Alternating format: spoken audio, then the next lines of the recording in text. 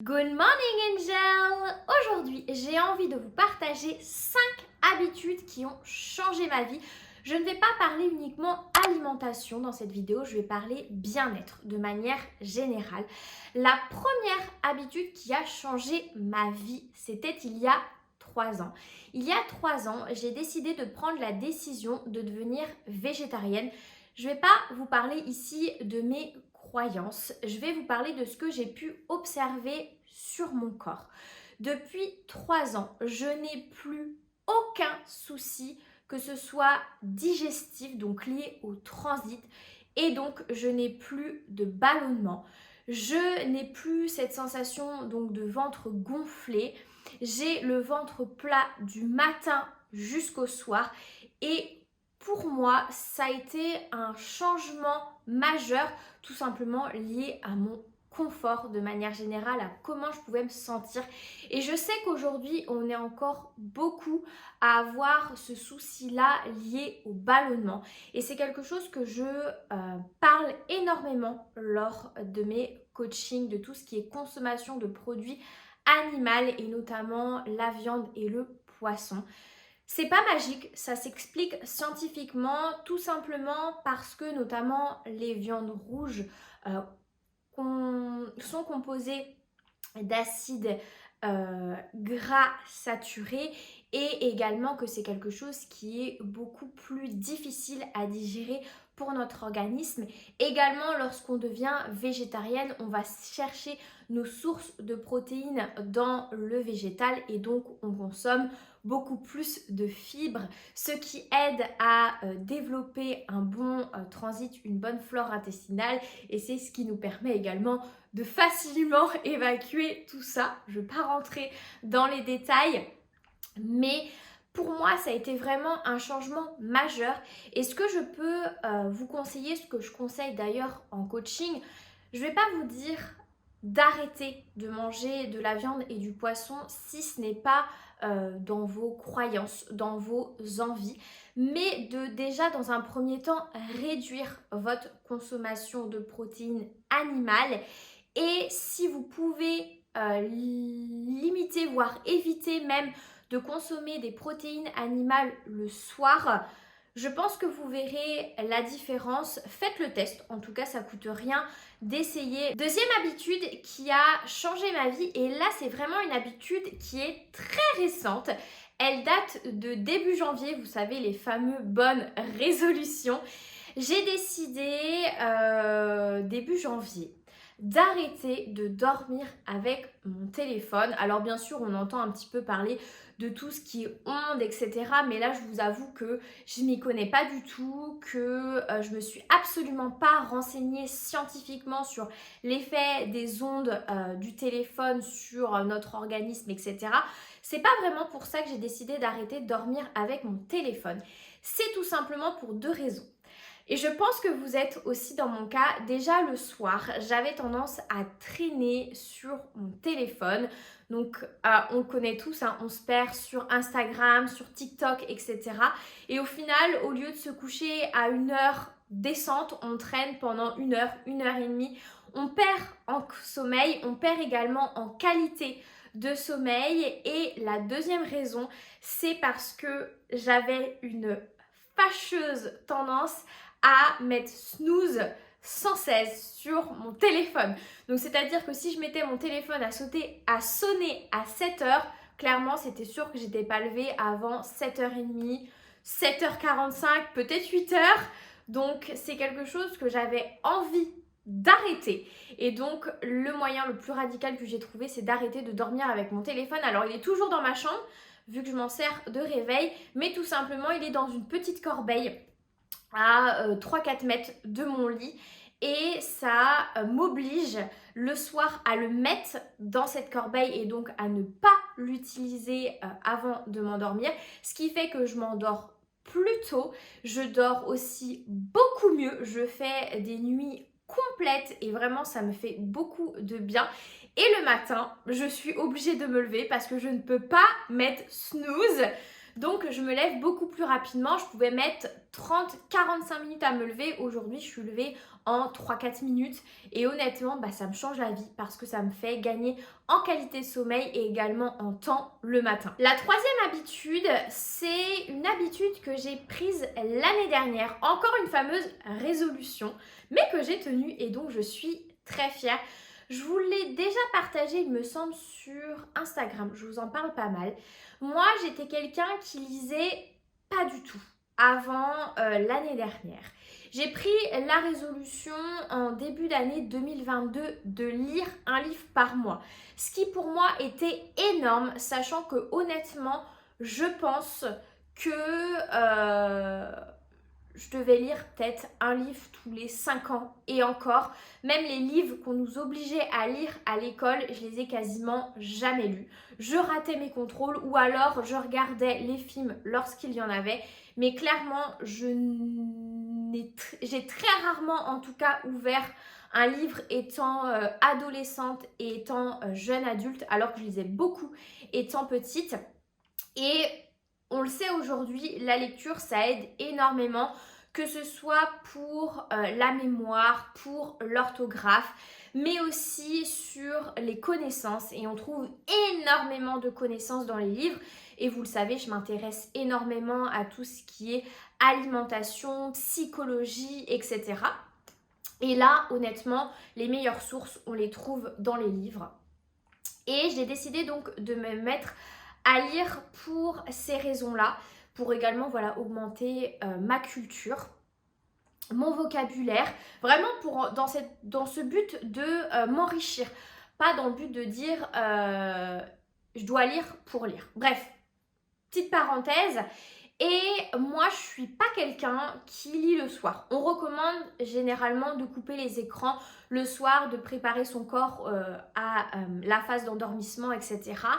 Et du coup, lire, pour ça, c'est une bonne chose. Moi, clairement, j'aime pas lire le soir. Mon cerveau, il a bien travaillé toute la journée. Le soir, j'aime m'abrutir, si je puis dire, devant une série, devant quelque chose, en tout cas, où je n'ai pas besoin de réfléchir. Sachant que moi, je lis des ouvrages où il faut vraiment que je sois quand même un minimum concentrée. Et en début de 2022, j'ai commencé à lire le matin.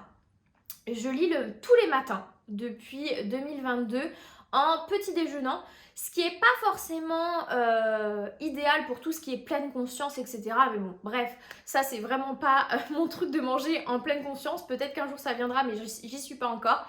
Chaque chose en son temps, on n'est pas parfait. Mais du coup, j'ai décidé de lire le matin et c'est un moment de la journée qui est calme pour moi, où je suis pleinement concentrée et pour moi qui est le plus optimal pour lire. Et c'est vraiment un moment à moi. Et donc du coup, si j'en viens aussi à vous parler de ça parce que peut-être que vous êtes dans mon cas et que vous aimez pas lire.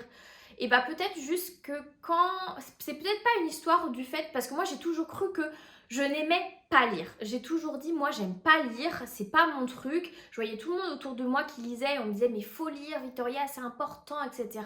Mais moi je me disais toujours, c'est pas mon truc. Et en fait, c'est pas que c'est pas mon truc, c'est juste que moi, le moment où les gens la plupart du temps lisent, c'est-à-dire le soir, et moi c'est pas mon moment propice pour moi. Moi j'aime lire le matin. Et donc si vous êtes aussi dans mon cas, comme il y a un an, où vous avez envie de lire mais vous vous dites que vous aimez pas lire, et peut-être essayer de lire à un autre moment de la journée.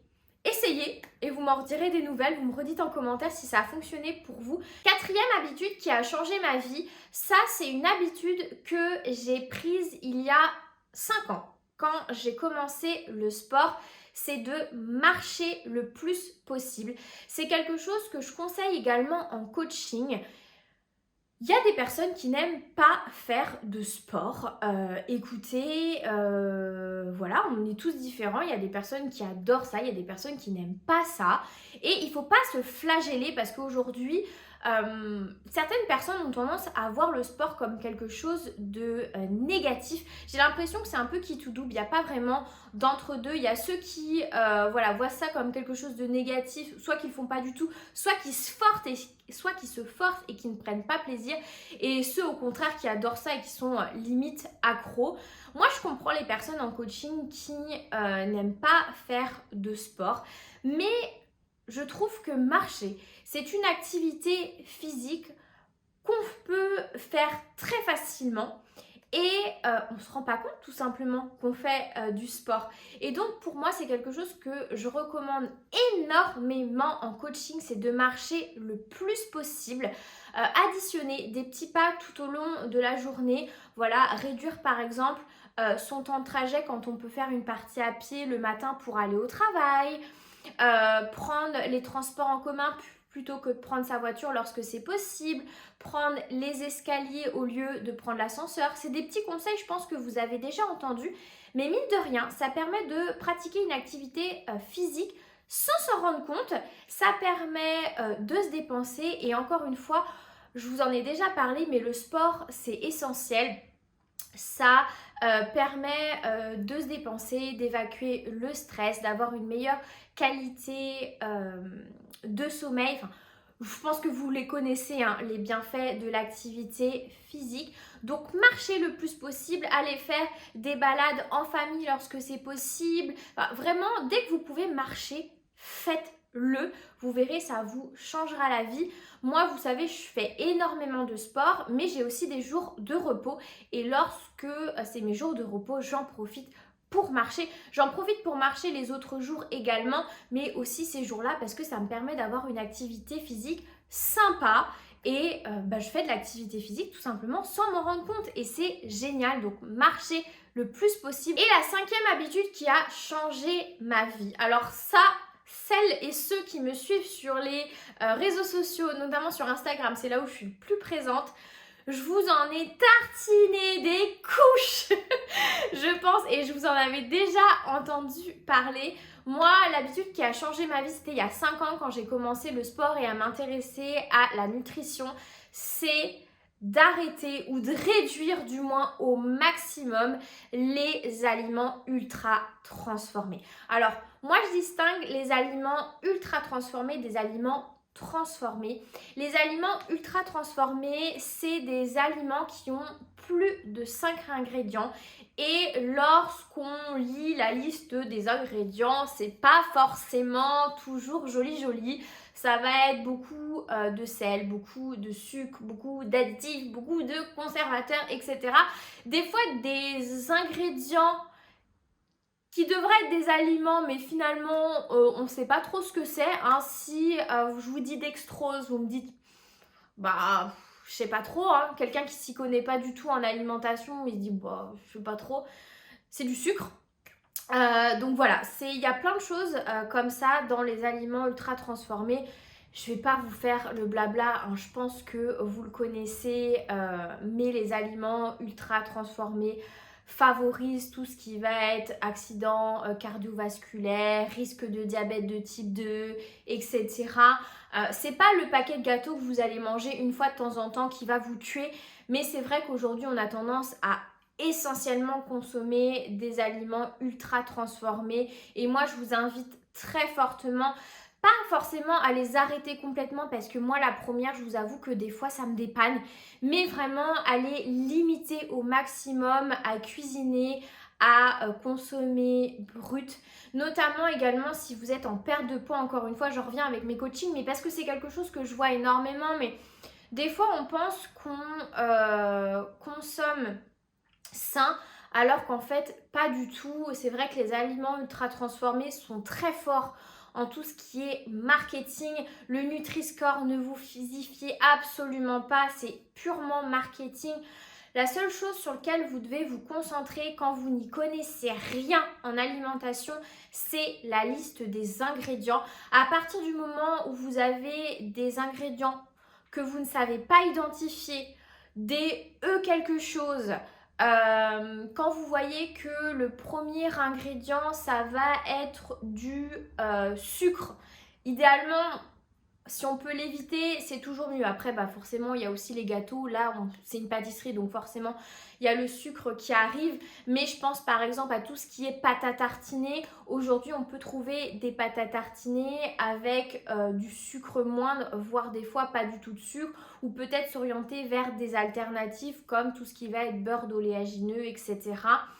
Voilà, si on peut essayer de remplacer, ou des fois, on a aussi des aliments qui ne nécessitent pas des ingrédients. Je pense par exemple à la moutarde. Aujourd'hui, vous avez beaucoup de moutarde où on rajoute du sucre. C'est pas nécessaire. Donc voilà, on prend la moutarde où il n'y a pas forcément de sucre. Pareil, on limite tout ce qui est sel. Donc vraiment, la liste d'ingrédients, c'est quelque chose que vous devez regarder. Après, si vous y connaissez un peu plus, vous pouvez regarder le tableau des valeurs nutritionnelles. Mais voilà, ça va peut-être un petit peu moins vous parler. Mais vraiment, la liste des ingrédients, c'est la première chose que vous devez regarder quand vous achetez un aliment. Alors, c'est peut-être un petit peu long au début quand on commence à faire ses courses, qu'on a envie de manger mieux, parce que bah, forcément, on se retrouve à tout regarder. Mais une fois que vous connaissez les aliments, voilà, vous connaissez que dans telle marque, vous avez telle moutarde où il n'y a pas de sucre, bah voilà, vous prenez tout le temps la même moutarde. Donc, c'est un travail à faire au début, mais je vous assure que pour plus tard, vous m'en remercierez. Et puis bah voilà, ça évite bien sûr tout ce qui va être prise de poids, vu que je sais que vous êtes beaucoup à faire attention à votre poids ou tout simplement à vouloir perdre du poids. Bah, à partir du moment où on a envie de perdre du poids, honnêtement, il faut mieux réduire au maximum les aliments ultra transformés. C'est quelque chose que j'ai fait lors de ma perte de poids il y a 5 ans. Je vous l'ai déjà dit, mais moi j'ai perdu plus de 10 kilos. Et j'ai arrêté tout simplement tout ce qui est aliments ultra transformés, parce qu'on a aussi beaucoup de calories vides là-dedans, peu de nutriments, donc quelque chose qui va être très peu rassasiant.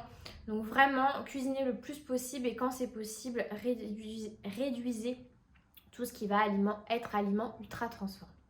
Voilà, si vous avez des questions, n'hésitez pas, je suis toujours disponible dans l'espace des commentaires. J'espère que cette vidéo vous aura été utile, et moi je vous retrouve très vite pour une prochaine vidéo. Bye!